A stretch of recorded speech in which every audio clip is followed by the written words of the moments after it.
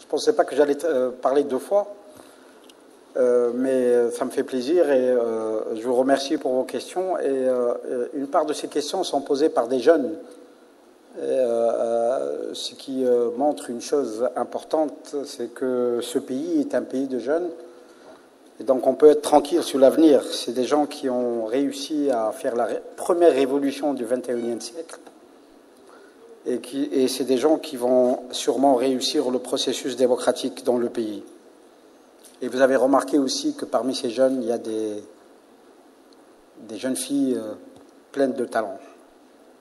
Et ça, c'est important. C'est un facteur d'attractivité des investissements étrangers. Avoir cette jeunesse très vivante.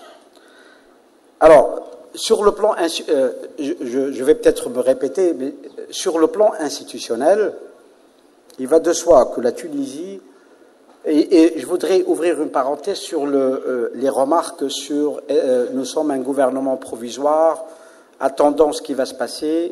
Moi, je vous dis une chose, c'est que quel que soit le gouvernement qui sera mis en place à l'avenir, je crois que la société tunisienne est une société qui se met d'accord sur l'essentiel. Il y a une chose que vous ne devez pas oublier, c'est que la population tunisienne est une population homogène, très homogène. Nous avons pratiquement une seule religion, une seule langue, enfin une langue maternelle, mais plusieurs langues utilisées. Nous n'avons pas des problèmes ethniques, nous n'avons pas de problèmes. C'est une population très homogène. Et c'est une population qui est très tolérante et c'est une population qui a été connue à travers l'histoire comme étant une population qui se met d'accord sur l'essentiel. Et moi, je pense qu'en matière d'investissement étranger, en matière de modèle de développement, quelles que soient les personnes qui vont être au gouvernement, eh bien, ils seront d'accord sur l'essentiel. Donc, quand je dis qu'au niveau institutionnel, il va y avoir une véritable décentralisation dans le pays, ça je le dis et je suis sûr que je ne vais pas me tromper. Tous ceux qui vont venir après au ministère du Développement régional, ils vont être d'accord avec cette idée. Quand on dit qu'aujourd'hui la Tunisie a besoin de créer des régions économiques, aujourd'hui il y a des gouvernorats. La régionalisation de la Tunisie est un processus qui ne va pas s'arrêter sûrement. C'est pour ça que je préfère parler en termes de région économique et non pas en termes de gouvernorat. Quand je dis qu'il va y avoir des institutions régionales démocratiquement élues qui seront donc représentatifs, quand je dis qu'il va y avoir une population qui va s'approprier le processus de développement de leur région, je suis sûr que quel que soit le gouvernement qui va venir en place, eh bien, il suivra ce chemin. Je suis convaincu et je peux prendre les paris si vous voulez. Donc on est, quelles que soient les vicissitudes politiques, quels que soient les changements politiques, eh bien on est d'accord sur ça. Ensuite, je voudrais autonomie aux régions. Il y a eu une question sur l'autonomie, c'est ce que j'ai dit dans mon intervention, une autonomie, mais le débat n'est pas sur le principe de l'autonomie.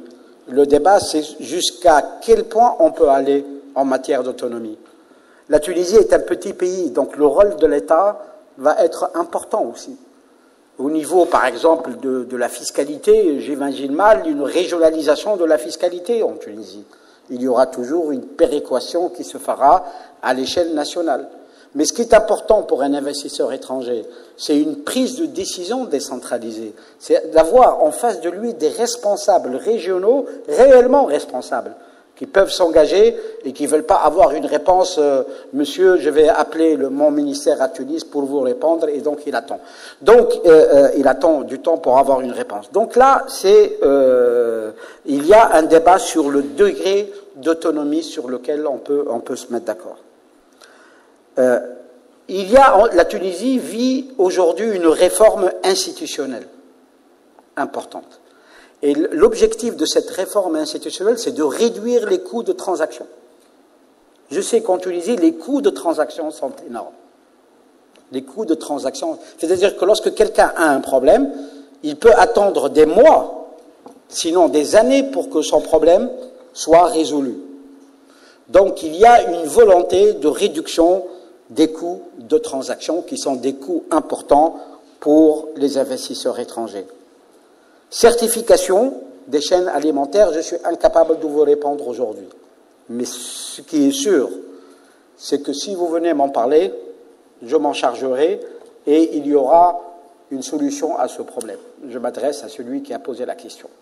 Ce ministère de développement régional, comme je l'ai dit tout à l'heure, il est là pour réduire les coûts de transaction et pour faire en sorte que toutes les questions qui se posent puissent avoir une solution. Une autre question sur le cadre de vie à l'intérieur. Eh bien, dans les projets du gouvernement provisoire et probablement des gouvernements qui vont venir après, c'est de développer le tourisme à l'intérieur des régions. Alors, quand je développe le tourisme, on ne le développe pas pour les touristes qui viennent. Le développement du tourisme à l'intérieur de 70 ans. Vous avez remarqué que la majeure partie, contrairement aux années 60, la majeure partie des touristes sont des personnes âgées. Les personnes âgées, ça ne les intéresse pas la plage. Les personnes âgées, quand ils viennent, la plage, à la limite, ils peuvent piquer une tête dans la piscine de l'hôtel, mais ce qui l'intéresse, c'est d'avoir une activité pendant son séjour. Et aujourd'hui, quand il va dans un hôtel sur la côte, eh bien, le touriste, eh bien, il n'a rien à faire. Il joue aux cartes. Il n'a strictement rien à faire de sa journée. Et donc, je dis que le modèle touristique tunisien doit changer pour s'adapter à la nature de la demande qui émane des touristes étrangers. Et la demande des touristes étrangers est une demande culturelle, est une demande de connaissance du pays, est une demande d'histoire, est une demande de terroir. C'est une demande de terroir. Et à l'intérieur de la Tunisie, il y a des richesses énormes en la matière. Et donc, je crois qu'il y a un avantage comparatif énorme à développer le secteur touristique dans les régions intérieures. Est-ce que vous avez été une fois sur le plateau de la bataille de Zama? Il faut aller voir ça. C'est une attractivité touristique très importante. C'est une attractivité touristique très importante. Et donc, moi, je pense, il y a des paysages à l'intérieur du pays qui sont des paysages fabuleux. Et donc, probablement, et donc, si on développe ce secteur, je crois que donc ceci pourra offrir, non seulement pourra développer le secteur touristique tunisien, mais pourra offrir un cadre de vie plus agréable, non seulement pour les investisseurs, mais aussi pour toute la population. Il y a, je vais terminer par ça, je crois, j'espère que je n'ai pas... alors, il y a, en matière de projets, j'ai dit tout à l'heure qu'en fait, il y a trois axes. Trois axes. Les projets structurants, les PME, le tissu des PME et la microfinance. Nous raisonnons sur ces trois aspects en même temps. Des projets structurants sont nécessaires au pays, parce que nous avons, la Tunisie a accusé un retard énorme en matière de projets structurants. Parce que les 20 dernières années, les politiques économiques ont été des politiques conjoncturelles, juste pour sauvegarder les équilibres fondamentaux. Quand on venait en Tunisie les dernières années, on vendait la Tunisie en citant quoi? Nous avons un déficit budgétaire de 1,3% du PIB, nous avons un taux d'inflation de 3%, nous avons un déficit courant de 4 ou de 5% du PIB, nous avons des équilibres fondamentaux extraordinaires. Eh bien, ce résultat-là, il a été obtenu par une politique économique de dumping social, de dumping financier, de dumping monétaire, de dépréciation du dinar tunisien, et de dumping dans tous les sens du mot. Ceci a eu un coût, c'est qu'il y a eu absence de politique sectorielle, de politique industrielle et absence de projets structurants dans le pays.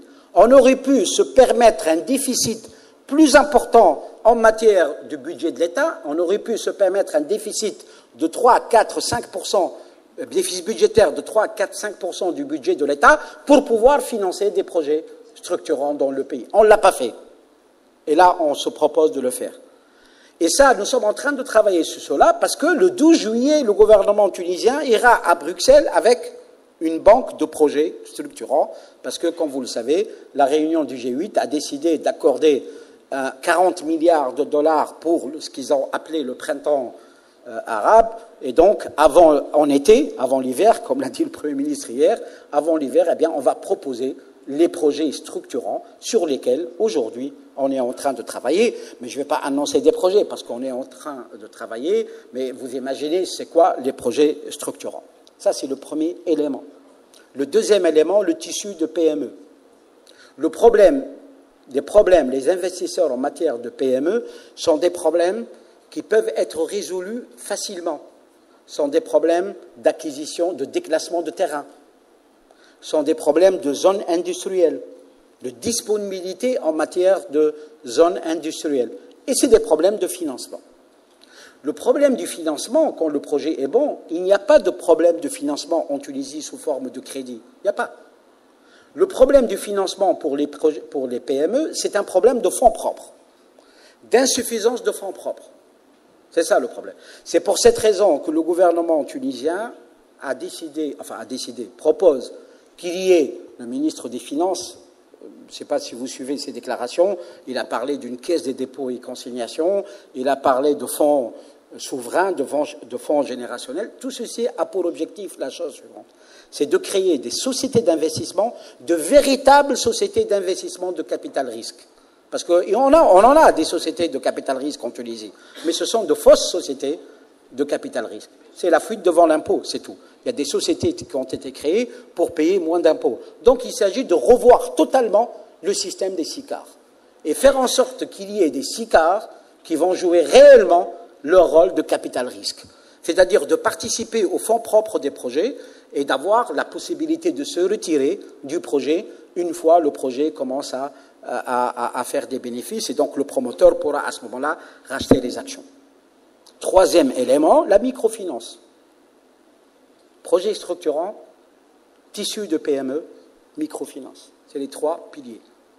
La microfinance est important pour l'inclusion de la population. Un investisseur étranger, quand il va dans une région de l'intérieur, le principal souci qu'il doit avoir, c'est d'avoir autour de lui une population incluse dans le circuit économique. Parce qu'une société qui s'installe dans une région où la population est complètement marginalisée, ça va un jour se retourner contre l'entreprise. Donc il s'agit pour nous de faire en sorte que la population des régions de l'intérieur s'approprie les projets. Même si c'est des projets d'investisseurs étrangers. Qu'ils sentent que ce projet, c'est le leur. Et pour ce faire, il faut que cette population soit incluse dans le circuit économique. Un système de microfinance qui va permettre donc l'inclusion des couches sociales, mais il s'agit ici de faire attention, d'avoir un cadre réglementaire de la microfinance, parce qu'aujourd'hui, il n'y a pas de cadre réglementaire de la microfinance en Tunisie. Et le ministère des Finances est en train de travailler sur cela. Il s'agit aussi de faire en sorte de transformer un peu le rôle de la Banque tunisienne de solidarité, de faire en sorte qu'il y ait des associations qui financent, mais que la Banque tunisienne de solidarité soit un organisme de refinancement et de supervision de la microfinance, parce qu'on va établir des règles prudentielles en matière de microfinance. Et il s'agit aussi de tenir ce qu'on appelle la centrale des risques en matière de microfinance. Parce que si on ne fait pas de centrale de risque, le risque, c'est quoi? C'est un surendettement des ménages tunisiens. Donc la microfinance a aussi un rôle à jouer. Voilà la stratégie donc économique du gouvernement. Projets structurants, de grands projets structurants qui vont être annoncés d'ici le 12 juillet. Création de sociétés de capital risque régional afin de résoudre le problème du financement des moyens projets, pas par des crédits moyens, mais par une participation dans les fonds propres. C'est plus important. Et enfin, le développement du secteur de la microfinance. À côté de la réforme institutionnelle, à côté de la diminution des coûts de transaction, de l'amélioration du climat des affaires, je pense que la Tunisie sera un site très attractif pour les investisseurs étrangers et je vous remercie.